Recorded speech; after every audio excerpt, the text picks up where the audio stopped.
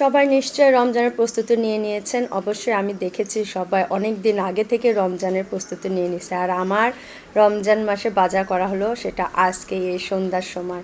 আমার বর তো সময় পায় না। তারপরে আমারও এবার বাজার-টাজার করতে ইচ্ছা করতেছে না। বাজারে যেতে ইচ্ছা করতেছে না। তাই আমার বর এই সন্ধ্যার সময় বাজার করে দিয়ে গেল। তো অনেক কিছু বাজার একসাথে করে দিল। আমি অবশ্য আরও আপনাদের সাথে সেটা শেয়ার করতে পারিনি। আমার পিচ্চির জন্য বুট আনার সাথে সাথে আমি কি করব, বুট আনার সাথে সাথে আমি কৌটাতে ঢেলে রাখছি, তারপরে চিনি ঢেলে রাখছি।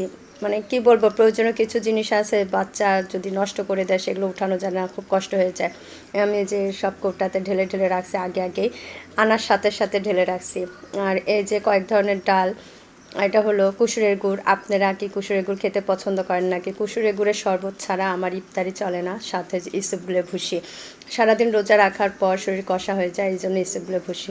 আর খেজুর দুই ধরনের নিয়ে আসছে, একটা প্যাকেট করা আর একটা খোলা। এটাও প্যাকেট ছিল, ও খুলে মানে দেখতে যায় ওটা নিয়ে আসছে।